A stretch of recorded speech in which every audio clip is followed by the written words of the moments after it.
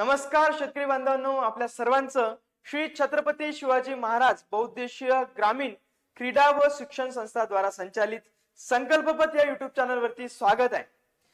बंधू आणि भगिनींनो, आपल्या सर्वांना माहिती आहे संस्थेतर्फे एक नियोजित शेती उत्तम शेती अशा प्रकारचा एक प्रकल्प आयोजित केला जात आहे। या प्रकल्पाच्या माध्यमातून आपल्या सर्वांना शेतकऱ्यांचं आपल्याला कल्याण करायचं आहे। तर याच्यासाठी आपल्याला नियोजित शेती आपल्याला करावी लागेल, आपल्याला शेतीतला खर्च कमी करायचा आहे। या अनुषंगानेच आपण काही एक व्हिडिओची सिरीज चालू केलेली आहे। याच्यामध्ये तुम्हाला याच्या अगोदरच्या व्हिडिओच्या सिरीज मध्ये आपल्याला पहिल्या नंबरला आपण एक टप्पा सांगितलेला आहे नियोजित शेतीचा। त्याच्यामध्ये पहिला टप्पा आहे आपला माती परीक्षण, दुसरा टप्पा आहे आपला पाणी परीक्षण, आता तिसरा टप्पा असेल आपल्याला मुख्य पीक। आपण आपल्या शेतात मुख्य पीक कोणतं घेतलं पाहिजे, तर या ज्या प्रकल्पाअंतर्गत आपल्यासाठी काही मुख्य पिकं कोणकोणती आपण याच्यामध्ये घेणार आहोत याच्या संदर्भातली माहिती आपल्याला मिळणार आहे। तर मुख्य पिकं आपले बागांच्या संदर्भातली प्रामुख्याने मुख्य पिकं असणार आहे, ज्यामध्ये आपल्याला फळबाग वगैरे आहेत या फळबागांशी संबंधित काही मुख्य पिकं असेल।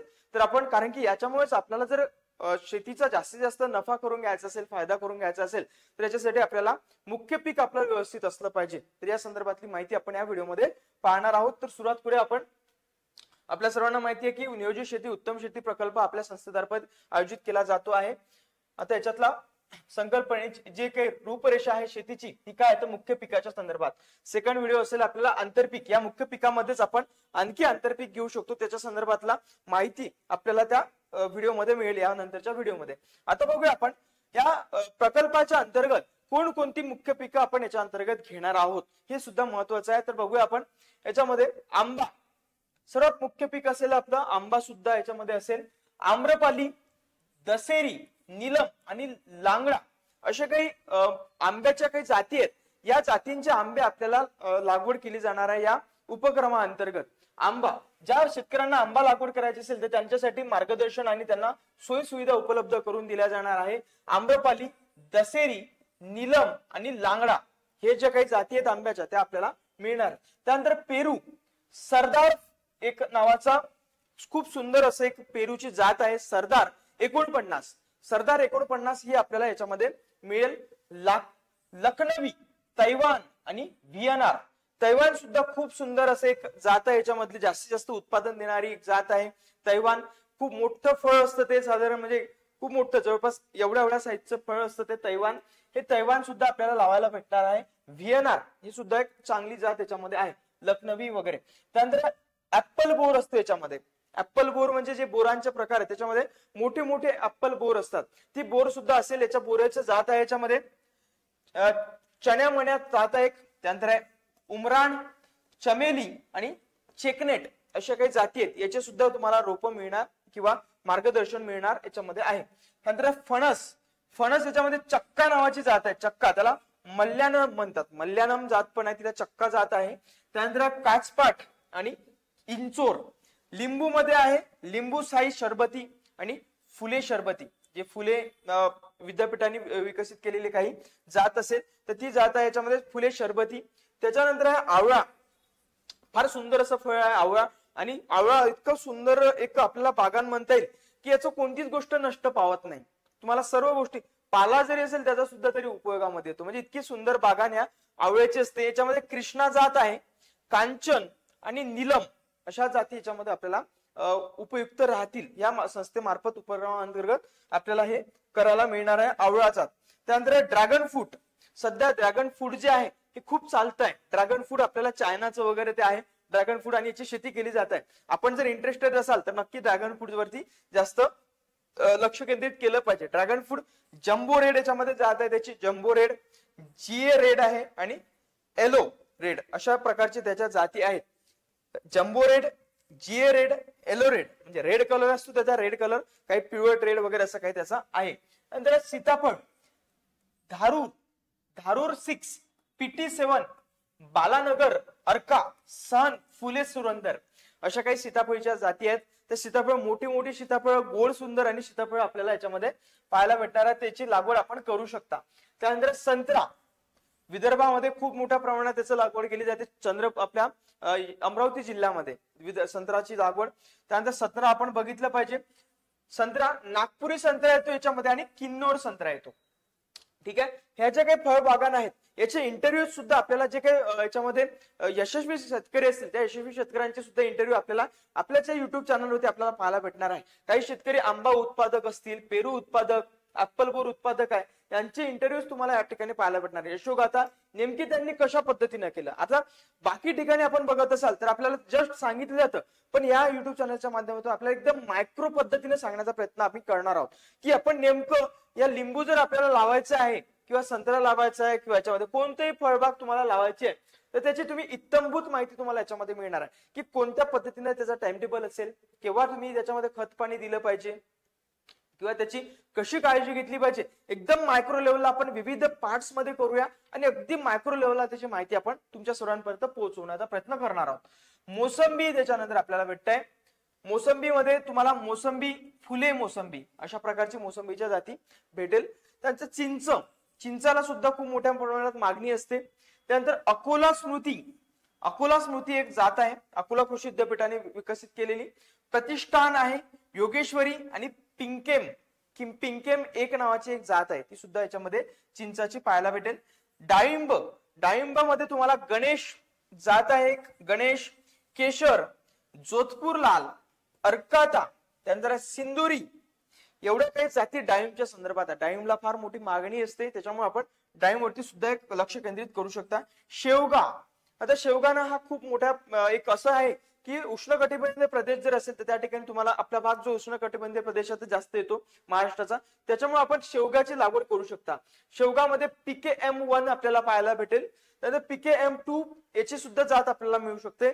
जाफना आणि कोकम रुचिका एवढ्या जातींवरती आणि एवढ्या फळबागांवरती आपली संस्था ही कार्य करणार आहे या उपक्रमाअंतर्गत, या प्रकल्पाअंतर्गत. त्याच्यामुळे आपण याला करू शकता. आणखी काही फळबाग आहे ती सुद्धा आपल्याला पाहायला भेटणार आहे. आता याच्यामध्ये भेटेल टमाटर. बघा, काही टोमॅटोची शेती आपण करू शकता. टोमॅटो मध्ये आपल्याला भेटेल धनश्री, भाग्यश्री, फुले राजा आणि राजश्री या काही जाती आहेत टोमॅटोच्या संदर्भात. टरबूज, टोमॅटोचे भाव तुम्हाला माहिती आहे 200 रुपये किलो सुद्धा गेलेले होते, त्याच्यामुळे आपण लागवडीचा विचार करू शकता. टोमॅटो एक कसं असतं की कधी कधी भाव खूप वाढून जातात आणि कधी कधी कमी होतात. काही शेतकऱ्यांनी लागवड जर कमी झाली तर टोमॅटो भाव जास्त राहतील आणि लागवड जर जास्त झाली तर टोमॅटोचे भाव, ते तुम्हाला सगळ्यांना गणित माहितीच आहे. त्याच्यामुळे याचा कालावधी सुद्धा बघा आणि शक्यतो आपण थोडं जास्तीत जास्त नियोजन पद्धतीने करण्याचा प्रयत्न करूया. एकदम मायक्रो लेवलला करण्याचा प्रयत्न या माध्यमातून करूया आपण. म्हणून युट्यूब चॅनलला नक्की सबस्क्राईब करून ठेवा. बऱ्याचशा माहिती तुम्हाला या माध्यमातून मिळणार आहे. सुरुवात जरी असेल तर तरी सुद्धा तुम्हाला अनेक गोष्टी याच्या माध्यमातून भेटणार आहे. आणि आपल्या मित्र जर कोणी असेल, शेतकरी मित्र, त्यांना सुद्धा पाठवा. शेतकरी मैत्रिणी असतील त्यांना पाठवा आणि नक्की तुम्हाला याचा फायदा होणार आहे. टरबूज, अर्का ज्योती, अर्का माणिक हे जात आहे त्याची. आणि आशिया यामाटो आणि शुगर बेबी सुद्धा फार मोठ्या प्रमाणात चालते ही. त्याच्यानंतर खरबूज आहे. खरबूज पांढऱ्या प्रकारचं खरबूज आपल्याला याच्यामध्ये जात भेटते. अर्का ज्योती, अर्का मणिक, शुगर बेबी, पुसा सरबती, अर्का राजहंस, हरा मधु आणि अर्काजित. त्यानंतर मिरची सुद्धा आपण लावू शकता. मिरचीची जात त्याच्यामध्ये आहे आपल्याला मुळशीवाडी सिलेक्शन, फुले ज्योती, त्यानंतर बॅडगी, अग्निरेखा, संकेश्वरी आणि पंत C1 हे सुद्धा जाती याच्यामध्ये आहेत.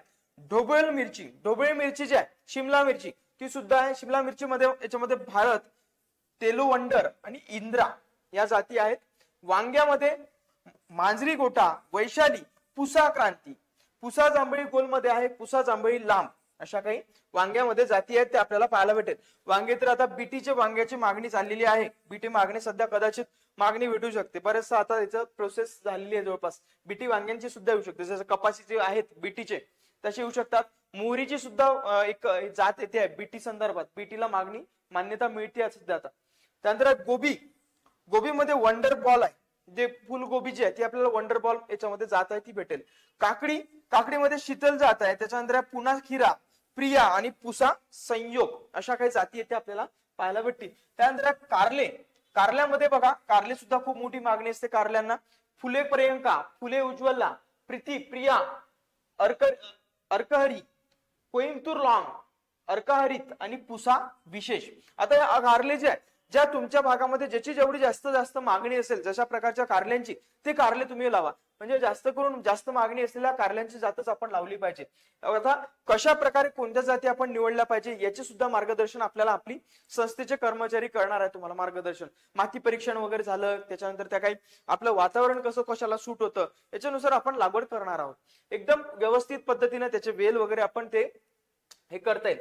वाल आपल्याला गावठी वाल लावला पाहिजे, कारण की त्याला जास्त आपल्याकडे सुटेबल वातावरण आहे. चवळी आपल्या याच्यामध्ये पुसा फाल्गुनी आणि पुसा कोमल आणि पुसा बरसती आणि असीम एवढ्या काही याच्या संदर्भात चवळीच्या जाती आहेत. भेंडी जर लागवड करायची असेल तर फुले उत्कर्ष, परभणी क्रांती, अर्का, अनामिका हे आपल्याला लागवड करता येईल. दोडक्यामध्ये PKM1 लागवड करता येते. आणि त्यानंतर भोपळामध्ये पुसा नवीन आणि सम्राट या काही जाती आहेत. फार जास्त उत्पादन देणाऱ्या आणि जास्त विक्री होणाऱ्या अशा काही जाती आहेत या फळबागांच्या, त्या आपल्याला बघायच्या. बालेभाज्या आणि फळबाग याच्यामध्ये आपण जास्तीत जास्त लक्ष केंद्रित करणार आहोत, कारण की आपल्याला जास्तीत जास्त उत्पादन घ्यायचं आहे आणि आपल्याला आपली प्रगती करायची आहे. बस एवढं. आता मुख्य पीक काय आहे बघूया. नेमकं मुख्य पीक म्हणजे काय? मुख्य पीक म्हणजे तुम्हाला सगळ्यांना माहितीच आहे, आपण आपल्या उपक्रमात मुख्य पिकाला जास्त म्हणून फळबाग पिकांचा समावेश केलेला आहे. यामध्ये काय आहे, पेरू आंबा आपण बघितलंच, काय काय सगळे सांगितलेले आहे. पेरू आंबा, फणस, आवळा, ड्रॅगन फ्रूट, त्यानंतर सीताफळ, संत्रा, मोसंबी, चिंच, डाळिंब वगैरे त्यानंतर फळांचा समावेश केला जातो. मुख्य पीक ही 15 महिन्यात फळांसाठी तयार होतात. मुख्य पीक 15 महिन्यांमध्ये तयार होऊ शकतात. इतके काही याचे काही कालावधी असलेले मुख्य पिकं आहेत.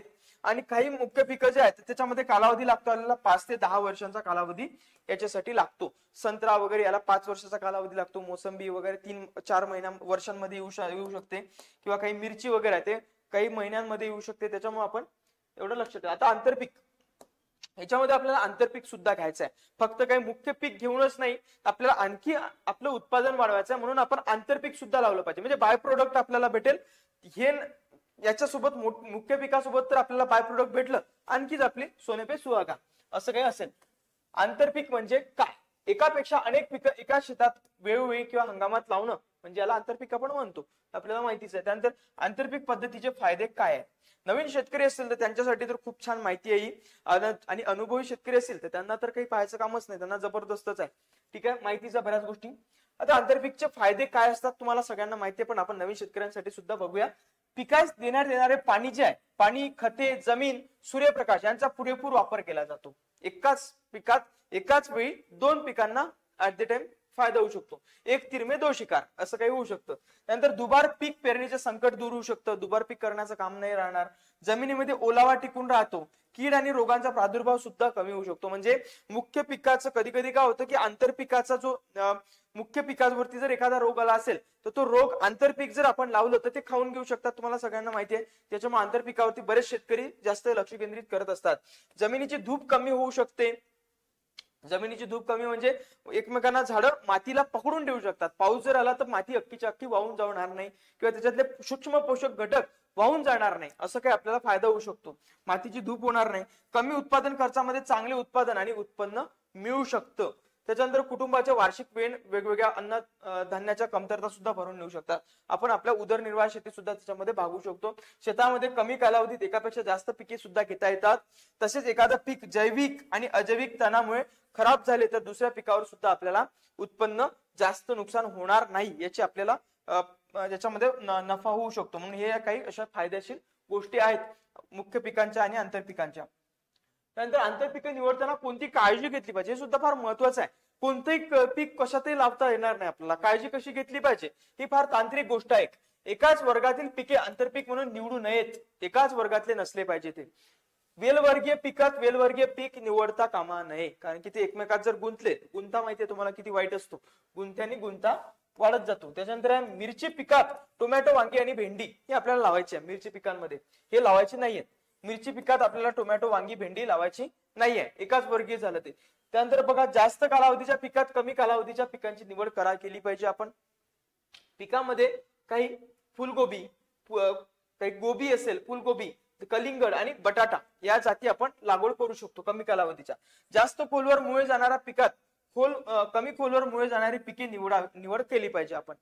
जास्त मेन पीक जर आपलं मुख्य पीक जर जास्त खोल जाणार असेल तर त्यासाठी आपण कमी खोलवर जाणारं आंतरपीक निवडलं पाहिजे, जेणेकरून एकदल पिकांना द्विदल पिकांपासून नत्र मिळेल याची काळजी घेतली पाहिजे. नत्र स्थिरीकरण सुद्धा झालं पाहिजे. उदाहरणार्थ चवळी, सोयाबीन, हरभरा वगैरे हे नत्र स्थिरीकरण जास्त करत असतात, म्हणून या द्विदल पिकात मका, ज्वारी यासारखी एकदल पिकं आपण लावली पाहिजेत. त्यानंतर पपई सारख्या पिकात मिरची लावली पाहिजे. बघा, पपई सारख्या पिकामध्ये मिरची, भेंडी किंवा इतर वेलवर्गीय एकत्र लागवड केली नाही पाहिजे. बघा, याच्यामध्ये पपई सारख्या पिकामध्ये आपण मिरची लागवड किंवा इतर वेलवर्गीय पिकांची लागवड करता येणार नाही, कारण यामध्ये सगळ्या पिकांचा रस शोषण घेण्याची किंवा कीड, व्हायरस रोगांमुळे जास्त नुकसान होण्याची शक्यता जास्त असते. आंतरपीक घेताना पिकात तणनाशकाचा वापर करणं टाळलं पाहिजे. तणनाशक इतकं भरपूर प्रमाणात वापर करतोय आपण, त्याच्यामुळे जमीन तर खराब होतेच आपली, पण उत्पादनामध्ये सुद्धा घट होते. त्याच्यामुळे तणनाशकाचा वापर शक्यतो टाळावा आपण.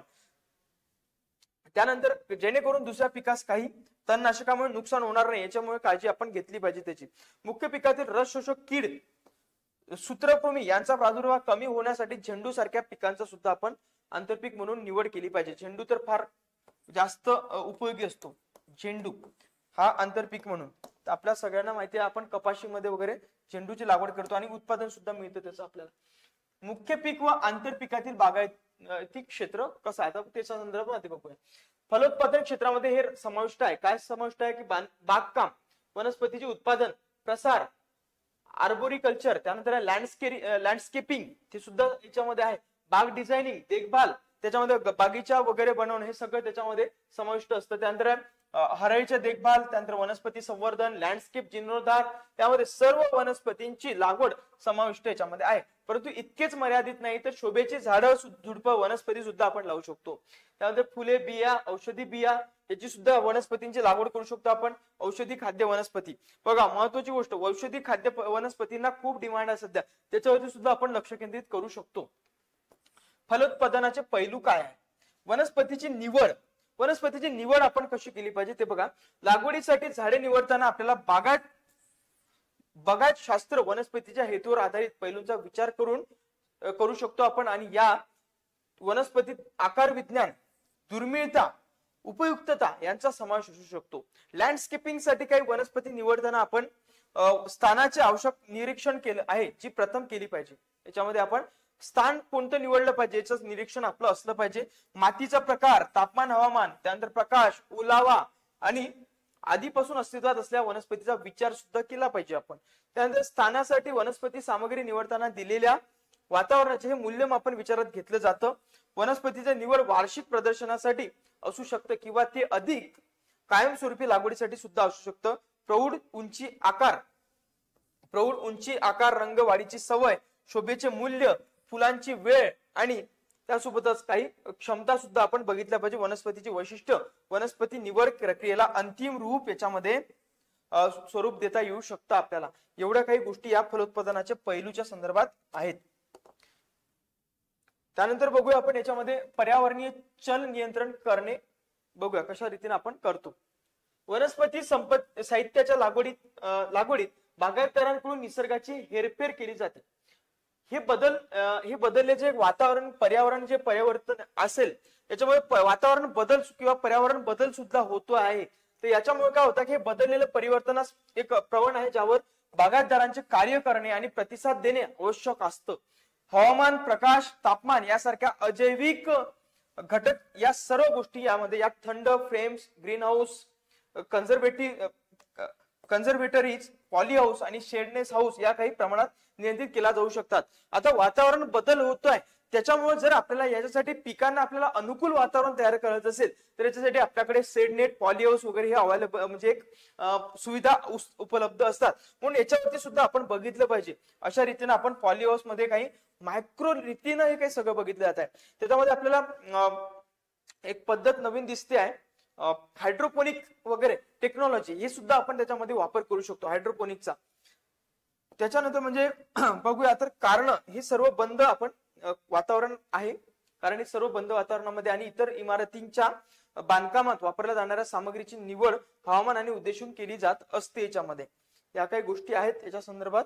आता बघूया याच्यामध्ये काही पाणी व्यवस्थापन आपण कसं केलं पाहिजे.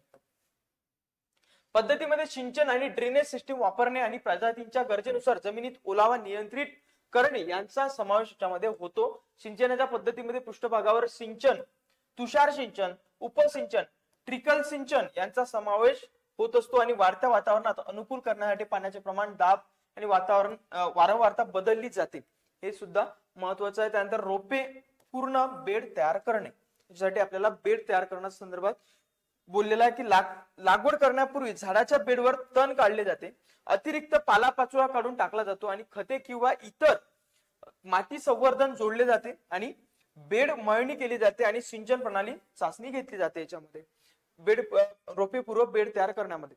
त्यानंतर वनस्पती जोडणे, झाडे कुंडीपासून मातीच्या पलंगावर लावत असल्यास झाडे भांडी तितक्या खोलीवर लावली जातात आणि तितक्याच खोलीवर लावली जातात आणि झाडांना सर्दी होऊ नये म्हणून अंतर सुद्धा ठेवलं जातं याच्यामध्ये वनस्पती जोडण्यामध्ये. त्यानंतर काही छाटणी जी आहे, छाटणी आपण कशी, आता पिकाबद्दल आपण सर्व बोलतोय, छाटणीचे अनेक कार्य आहेत. झुडपे वाढल्यास छाटणी अतिवृष्टीमुळे आकार टिकून ठेवण्यास मदत होतो. त्यानंतर रोपाची छाटणी केल्याने फुलांच्या काही प्रजातींचा फुलांच्या कळ्यांचे प्रमाण देखील याच्यामध्ये वाढू शकतं. त्यानंतर मल्चिंग काय, मल्चिंग बघूया. मल्चिंग आहे या प्रकारे, या ठिकाणी आपल्याला फोटो दिसतोय मल्चिंगचा, हे सगळं माहितीच आहे आपल्याला. मल्चिंग म्हणजे बागेच्या मातीची थरावर पॉलिथिन आच्छादनाचा थर लावण्याची प्रक्रिया आहे ती. पालापाचोळ्याचे विविध प्रकारात म्हणजे तण त्या पिकाच्या भोवताल निघू नये याच्यासाठी आपण अशा प्रकारे मल्चिंग करत असतो. त्यात पान त्यानंतर सालाचे थर समाविष्ट आहेत. पालापाचोळा असं आपण पॉलिथिनच केलं पाहिजे असं काही नाही, ते आपण पालापाचोळा वगैरे जर असेल तर त्याच्यामध्ये करबा वगैरे आपण त्याच्यामध्ये हातरू शकतो आजूबाजूला आपल्या पिकांच्या, हे सुद्धा याच्यामध्ये आहे. पालापाचोळा हे नैसर्गिक तणनाशक आहे आणि आर्द्रता वाचवते याच्यापासून. त्यानंतर आहे जमिनीचे तापमान सुद्धा नियंत्रित ठेवण्याचं काम करत असतं पालापाचोळा. तण व्यवस्थापन आपण कसं केलं पाहिजे, आच्छादन, तण कमी करण्याच्या प्रजाती निवडणे, त्यानंतर सांस्कृतिक तंत्र वापरून तणांचे दडपण आणि व्यवस्थापन सुद्धा केले जाऊ शकते याच्यामध्ये. आव्हानं काय आहेत, जैविक अजैविक तणाचं खूप मोठं आव्हान आहे याच्यामध्ये. अजैविक तण असं की आपल्याला ते गाजर गवत वगैरे आहे ते खूप मोठं याच्यामध्ये हे ठरू शकतं. वेगाने वाढत जाणाऱ्या लोकसंख्येला त्यांच्या उत्पादन मागणीचा आधार देण्यासाठी व्यावसायिक फलोत्पादन आवश्यक आहे. जागतिक हवामान बदलामुळे तापमान कमालीची वाढ झालेली आहे, हे अजैविक घटक याच्यामध्ये आपल्याला पाहायला भेटतील. अजैविक घटक जे आहे याच्यामध्ये तापमान वाढ, पर्जन्यसृष्टीच्या घटनांची ताकद हे आपल्याला पाहायला भेटतं. दूर वारंवारता, त्याच्या पुराची वारंवारता, दुष्काळी लांबी वारंवारता वाढत आहे. त्याच्यानंतर क्षारता खूप मोठ्या प्रमाणात वाढते. जड धातूंची विषारीता, अतिनील हानी वायू प्रदूषणामुळे आणि अजैविक तणांसह पीक उत्पादनासाठी तणावपूर्ण वातावरण तयार केले जात आहे. कारण बाष्पीभवन वाढत आहे, मातीतील पोषक तत्वांचा ऱ्हास सुद्धा होत आहे, मातीची धूप होताना दिसते आपल्याला, खूप सारा पाणी पडतो आणि पोषक तत्व मातीतली वाहून जातात. ऑक्सिजनची पातळी 70% पर्यंत कमी झालेली आहे बघा याच्यामुळे, आणि पीक उत्पादनास नुकसान याच्यामध्ये पाहायला भेटत आहे आपल्याला. खूप मोठ्या प्रमाणात पीक नुकसान होत आहे. जैविक ताण कोणता आहे, जैविक ताण आपल्याला पाहायला भेटतो जीवाणू, विषाणू, बुरशी, परजीवी, कीटक, तण, मूळ वनस्पती यासारख्या सजीव हे बायोटिक तणाचे स्रोत आहेत. या यजमानांना त्यांच्या पोषक तत्वांपासून वंचित ठेवू शकतात. त्यानंतर मॉर्फोलॉजिकल आणि स्ट्रक्चरल अडथळे, रासायनिक संयुगे, प्रथिने, एन्झाइम्स आणि हार्मोन्स यासारख्या संरक्षण यंत्रणा वापरून वनस्पती आणि तणांना प्रतिसाद देतात. जैविक तणाचा प्रभाव टाळता येऊ शकतो आणि जसे की इनकॉर्पोरेट टिलिंग, फवारणी आणि एकात्मिक कीड व्यवस्थापन IPM याच्या माध्यमातून तण व्यवस्थापन आपल्याला पाहायला भेटतं. त्यानंतर वाहतूक कशी होते, काढणीनंतर बागायती पिकांची व्यावसायिक विक्री केली जात असते. आपल्याला माहिती आहे, आपण काढणीत व्यावसायिक पीक हे करतो त्याची विक्री. लोडिंग, त्यानंतर इन ट्रान्झिट परिस्थिती, उत्पादन यंत्रांचा गुणवत्ता राखण्यासाठी एक आव्हान आहे. वाहतूक करायचं काय होतं की काही जे आपले पीक आहे हे फार त्याला आपण नाजूक असतात, त्याची वाहतूक आपल्याला व्यवस्थित करणं गरजेचं आहे. ह्याच्यासाठी आपण टोमॅटो जर असेल, टोमॅटोला कॅरेट मध्येच नेलं पाहिजे, आपण त्याची वाहतूक केली पाहिजे. अंतर, वाहतूक वेळ आणि वाहतूक पद्धती हे घटक आहेत ज्याचे बागायती मालाचे नुकसान करू शकतात आणि नुकसान कमी करण्यासाठी विचार करणे आवश्यक आहे आपल्याला.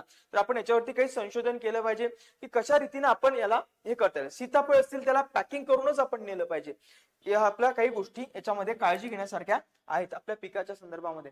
त्यानंतर कापणी व्यवस्थापन आपण कसं करतोय, कापणी व्यवस्थापन कापणीच्या वेळी बागायती पिकांचं नुकसान आणि नुकसान कमी करण्यासाठी काळजी घेणे आवश्यक आहे. कापणी जर केली आपण किंवा त्याची जर आपण तोड केली तर आपण संत्रा वगैरे असेल तर ते कसं नेलं पाहिजे हे सुद्धा महत्वाचं आहे. व्यवस्थापन कापणीच्या वेळी कॉम्प्रेशन फोर्स होतात आणि वाहतूक आणि पॅक हाऊस ऑपरेशन दरम्यान परिणामांच्या मालिकेत बागायती मालाला काही फटका सुद्धा बसू शकतो. यांत्रिक जखमा बसू शकतात, म्हणजे अगदी त्याला काही इजा सुद्धा होऊ शकते. झाडांना होणारी जखम कमी करण्यासाठी विविध तंत्र सुद्धा वापरले जातात. जसे की काय तर हाताने कापणी करणे. हे बघा याच्यामध्ये तांत्रिकता काय वापरली जाते, हाताने कापणी करणे. बागायती पिकांची कापणी हाताने करण्याची ही प्रक्रिया आहे. जसे की आंबा, ऍपल, बोर, चिंच, डाळिंब, फणस, पेरू, संत्रा, लिंबू, आवळा, सीताफळ क्लिपद्वारे आपण कापता येऊ शकतो. बोटामध्ये क्लिप्स असतात, त्या क्लिप्सने आपण कापू शकतो. त्याला बोटात क्लिप्स घातली की त्याला काढू शकतो. त्यानंतर स्वच्छता, कापणीच्या पिशव्या, क्रेट्स, त्यानंतर क्लिपर्स इत्यादी उपकरणं आपण त्यासाठी वापरू शकतो. कैची वगैरे सुद्धा आपण ते वापरू शकतो. उंचावरती असेल तर त्याला व्यवस्थितरित्या आपण काढणी करू शकतो. या ठिकाणी आपल्याला दिसत आहे याच्या कापणीच्या बाबत ना फॉरेनर्स खूप छान एक हे घेत असतात, उपाय करत असतात. त्यांच्यासाठी आपण युट्यूब वरती किंवा अगदी याला त्याला काय म्हणून आपण इंस्टाग्राम वरती आपल्याला खूप साऱ्या गोष्टी रील्स मध्ये पाहायला भेटत असतं. तर या ठिकाणी आपला विषय संपलेला आहे. तर आपण पुढे बघूया, आता आणखी पुढच्या विषयाला येऊन भेटूया. तर या ठिकाणी याला काही गोष्टी आहेत या मुख्य पिकाच्या संदर्भामध्ये आपण बघितल्या पाहिजे. तर आमच्या संस्थेचे काही कर्मचारी आपल्या पर्यंत मार्गदर्शनासाठी येऊन पोहोचणार आहेत. तोपर्यंत आता आपल्या सर्वांना धन्यवाद, खूप खूप आभार. आणि आपल्या चॅनलला नक्की सबस्क्राईब करा. पुढच्या आपल्या मैत्रिणीपर्यंत सुद्धा पोहोचवा, शेतकरी बंधू भगिनींपर्यंत सुद्धा पोहोचवा. नक्की आपल्याला याच्यानंतर खूप सारे व्हिडिओज आपल्याला पाहायला भेटणार आहे. मायक्रोरित्या आपण याच्यामध्ये टाकूया, अनालिसिस करून त्याच्यामध्ये कशा पद्धतीने आपण याचं पिकाचं उत्पादन घेतलं पाहिजे हे आपण करूया. ठीक आहे, या ठिकाणी थांबू, भेटू आपण. धन्यवाद.